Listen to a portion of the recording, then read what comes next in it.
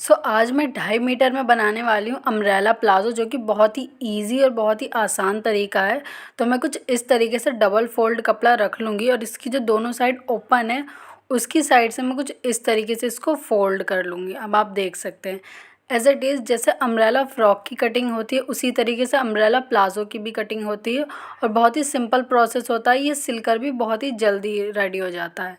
तो कुछ इस तरीके से हमें रख लेना है। तो मेरे हिप का 14 है और लेंथ मुझे 39 रखनी है और इसकी 6 इंच में बेल्ट रखूँगी और जो नीचे का घेर है वो 33 आएगा। 6 इंच बेल्ट इसलिए लगा रही हूँ मैं, नहीं तो नीचे बहुत ज़्यादा जोड़ आता है। आपने अक्सर देखा होगा अम्ब्रेला प्लाज़ो में नीचे बहुत ज़्यादा जोड़ आता है, तो यहाँ मेरे नीचे थोड़ा ही जोड़ आएगा 2-3 इंच का, क्योंकि लेंथ ज़्यादा है इस वजह से। अगर जोड़ नहीं चाहिए तो उसके लिए बहुत ज़्यादा अरज का कपड़ा चाहिए होता है, कम से कम 1.5 मीटर के अरज का। तो कुछ इस तरीके से 40 इंच हमारा हिप है, तो कुछ इस तरीके से मैं यहाँ पर 44th भाग निकालेंगे 40 इंच का, तो 10 आएगा। उसमें मैं 1 इंच प्लस करूँगी और कुछ इस तरीके से रखकर इस पर निशान लगाती जाऊँगी राउंड शेप में।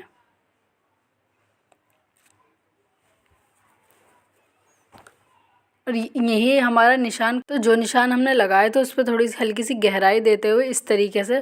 और अब मैं इसको मेज़र कर लूँगी कि ये हमारा पूरा आ रहा है या नहीं। तो यहाँ पर मैंने 11 इंच हिप का ऊपर रखा था, तो 11 इंच ही है।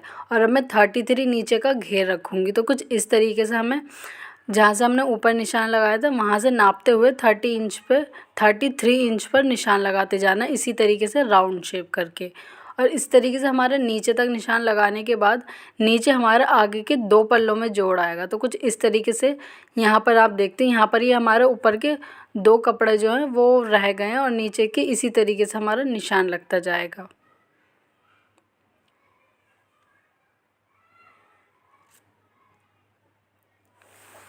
तो ये नीचे कंप्लीट हो चुका है और अब मैं इसकी कटिंग कर लूँगी।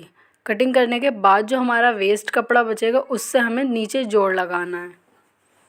और अगर लेंथ कम होती है तो जोड़ लगाने की ज़रूरत नहीं पड़ती, लेंथ ज़्यादा में ही वो हो जाता है थोड़ा जोड़ का।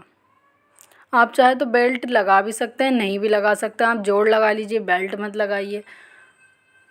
तो कुछ इस तरीके से मैं इसका कोने का कपड़ा जिधर से हमारी ऊपर की कटिंग आई है उस साइड का कपड़ा रख के इस तरीके से, जब आप उसको नीचे से इस तरीके से टच करोगे तो आपको पता चल जाएगा नीचे की कटिंग हमारी कितनी है। तो उसी हिसाब से मैं यहाँ पर इसको निशान लगाती जाऊँगी और ऊपर से आधा आधा इंच एक्स्ट्रा ज़रूर छोड़ना है, क्योंकि हमें वो सिलाई में भी लेना है। तो कुछ इसी तरीके से हमारी राउंड शेप में कटिंग हो जाएगी।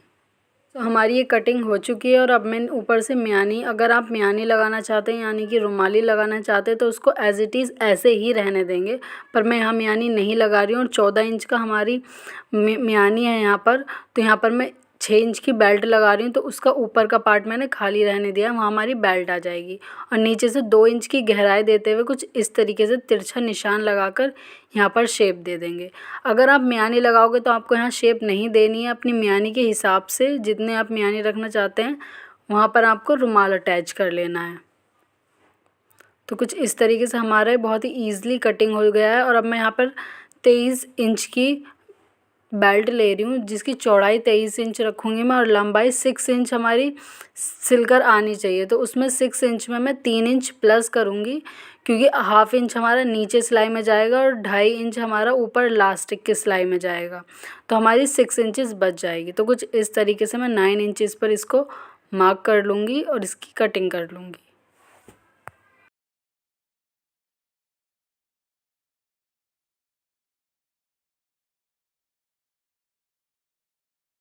और देन ऊपर से 2.5 इंच पर निशान लगाकर मैं वहाँ पे एक छोटा सा कट लगा दूँगी, ताकि सिलाई करते वक्त आसानी रहे।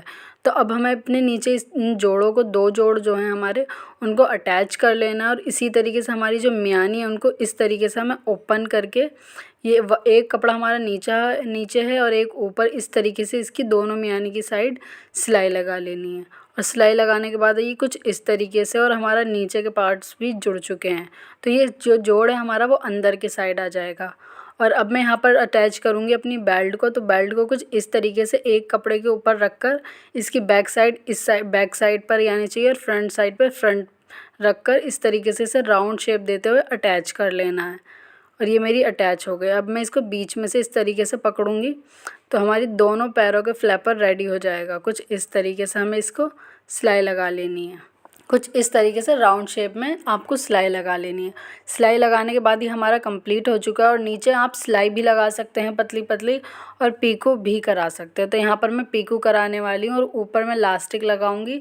लास्टिक के लिए आप बेल्ट भी लगा सकते हैं, जैसे आगे बेल्ट और पीछे लास्टिक होती है, या फिर राउंड शेप में आप लास्टिक भी लगा सकते हैं। तो कुछ इस तरीके से सीधा करने के बाद आप देख सकते हैं इसमें काफ़ी ज़्यादा घेर हैं।